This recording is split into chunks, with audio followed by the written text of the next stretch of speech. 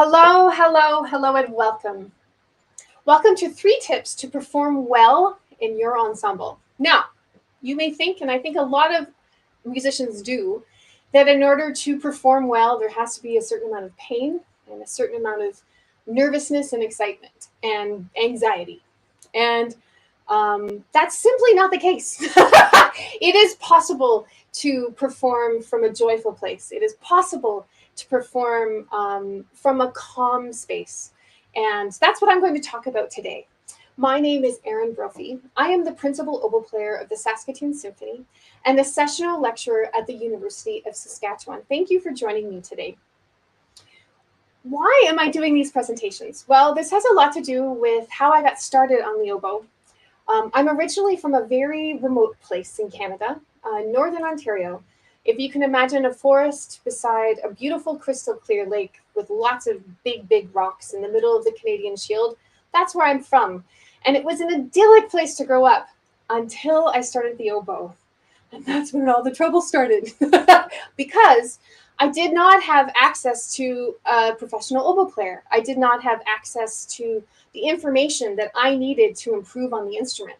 And for that reason, I really struggled. I struggled because I didn't have access to a functioning instrument. I didn't have access to functioning reeds, and I didn't have access to good information. And there were many points when I was trying to make the oboe sound beautiful. I knew that I didn't sound the way the recordings did, but I had no idea how to make this beautiful instrument sound like that. And I really struggled. There were a number of times in my development where I almost gave up. And, I fast forward 25 years, I've been performing and teaching the oboe. I feel very grateful to have this performing career.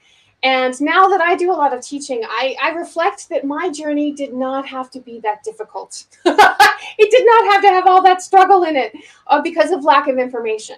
So that is why I'm doing these presentations, is because I want you to struggle a little less than I had to. So thank you for joining me today. It's also the reason why I created an online oboe program called the Oboe Path.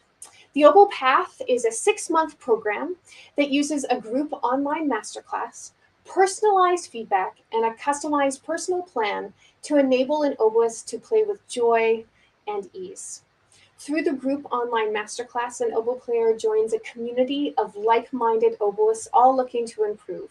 This helps you with accountability and inspiration to practice. Through the personalized feedback, the oboe player knows exactly what to practice in each practice session. And because of the customized personal plan, the oboe is able to fit into an oboist's busy life.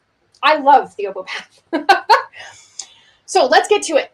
3 tips to performing very well in your ensemble. So I could go on at length, and I often do, about performing and the stress that it can bring to a musician's life. And I have so many thoughts about how to perform well in your ensemble. And I've had my own journey of figuring out what worked best for me. And I'm going to share these tips with you, and my hope is that they help you. And I would love to hear from you if there are things that help you. Let's spread the information around about how to bring more joy to our performances. So one of the things that I want to talk about first is, and this is oboe specific, is where the relationship with performing, where the reed is in this relationship of performing well. And for myself, one thing that has really helped me enjoy rehearsing and enjoy playing concerts is that once I step into a rehearsal space or a concert space, I'm no longer a reed maker. I am a musician, just like everyone else. And I don't adjust my reeds in concert. I certainly don't adjust my reeds in rehearsals. I don't adjust them at break. And I find that what that does for me is that I find different ways to solve what I'm not liking about what I'm hearing with my physicality. So it's not that every read I bring to a rehearsal or a concert is the most amazing read. That is not true at all.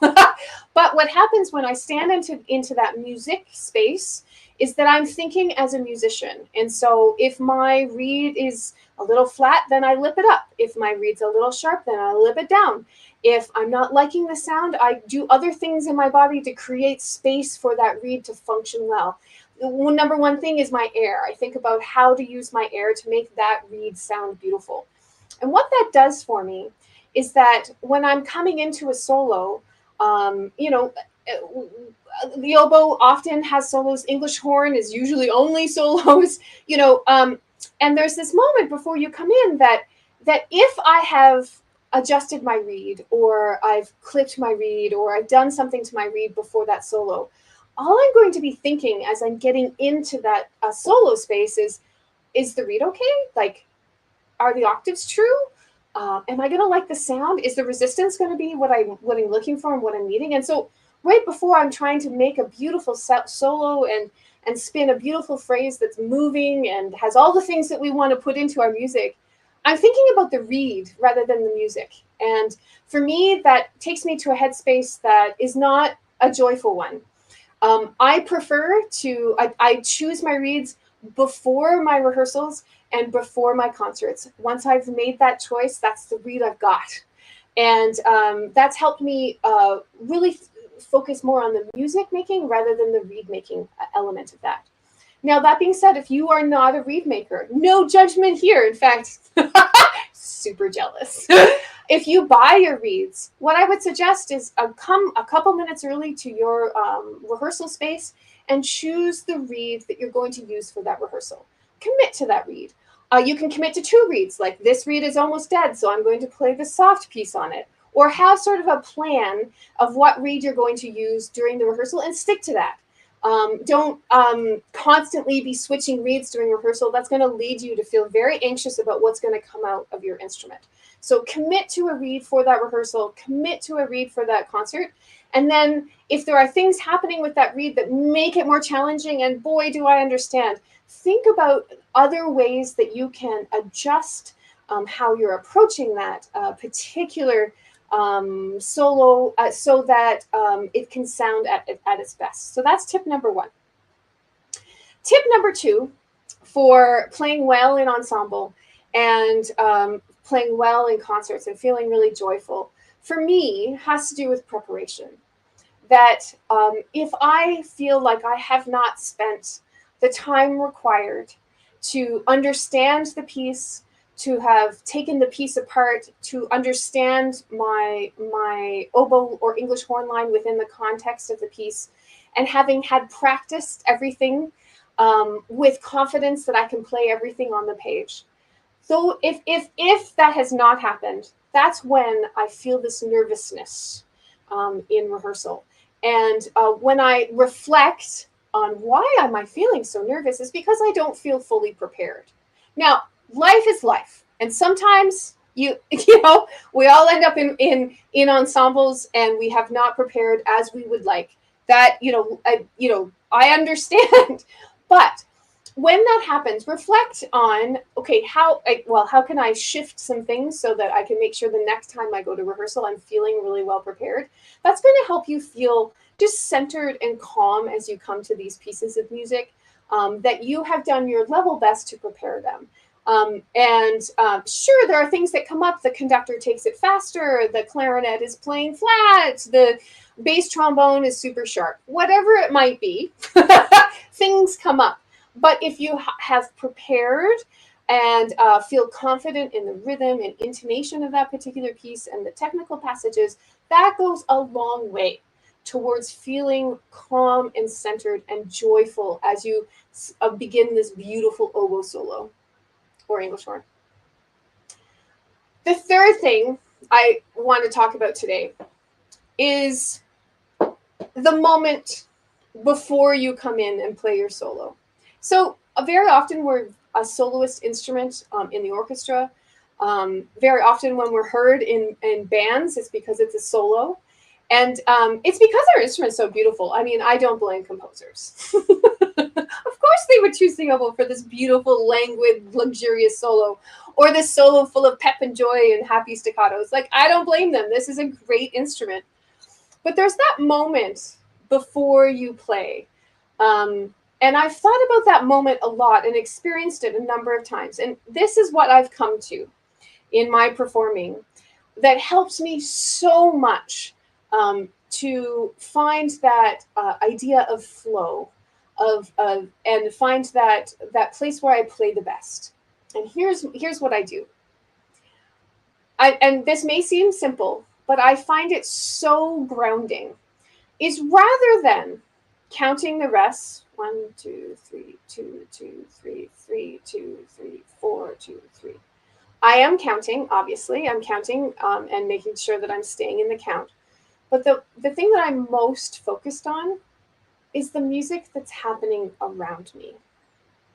I find that if I'm listening to the cellos play the descending line in harmony, or the beating of the timpani in its rhythmic way, or the singing carpet of strings as they lay down harmonies that are telling the audience something important is about to happen. If I settle into those sounds, because I love music, and when I attend a concert, I don't think about, oh my gosh, I got to play this, or oh my gosh, is this going to go well, or my C sharp is a little sharp, or I'm not sure I can articulate this, or whatever, you see where I was going to a heightened state. When I'm attending a concert, I'm just accepting all the sounds around me. I'm accepting what these musicians are giving me and really relishing in the sounds when I'm attending a concert. And so I try to take that into the orchestra, because if you're a non-oboe player, I'm sorry to tell you this, but as an oboist, we have the best spot in the orchestra because we're literally in the middle. And so we have all the sounds around us. It's like we're in this womb of sound. And if in the moments before your solo, you can just be open and aware and stay in the moment of all the sounds around you, I find that so grounding and settling, because then when I pick up my instrument to play, it's not really about me. It's about the oboe sound. There's nothing about air in there. It's just the oboe sound. And I find that very, very comforting. It's a way to stay in the moment so that I can stop the track of thoughts that want to race before I try something difficult. But if I can really ground into those sounds, it's such a pleasurable feeling. Now, one thing you can do to prepare for this is if you have something that you're playing that's a big solo that's coming up, I would suggest listening on repeat the 20 bars before you come in, over and over. So you know that part so well. You know the harmony, you know the rhythm changes, you know how it sounds, you know how it feels. And practice that when you're listening to that. Literally, you don't have to have your oboe, but practice feeling calm and practice feeling joy.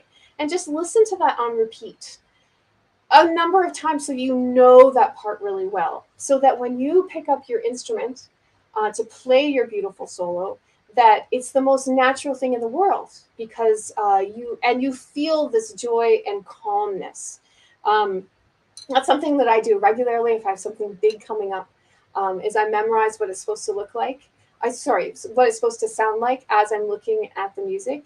And I find it really comforting, so that when I get in that space and I hear the wah, wah, wah, wah of the strings, that it feels like, oh, I know how this goes. I can't wait to come in. So I hope that you found these 3 tips helpful, and that it's something that you can bring into your own practice of the oboe. I have, now in thinking of tip number 2, preparation, I have an up and coming free webinar all about practicing, all about taking your music that's on your music stand at home in a folder and taking it to the stage, and what that process is like. What I'd like to do is walk you through how I prepare my music, I would also like to talk to you about general practices and general neuroscience tips about how to increase the efficiency, but also the effectiveness of your practice. And there is a link below this presentation where it's a register only. It's not something that's going live. It's a registration only event. And it's happening in about 2 weeks. And the registration is down below this presentation where you can get more information. And please, I would love to connect with you. And I hope that it would deepen your enjoyment of the oboe. Thank you for joining me today on 3 tips to performing well in your ensemble. Let's all become the oboist that we were meant to be, the oboist that everyone wants to play with. Play the oboe with joy and ease. Take care.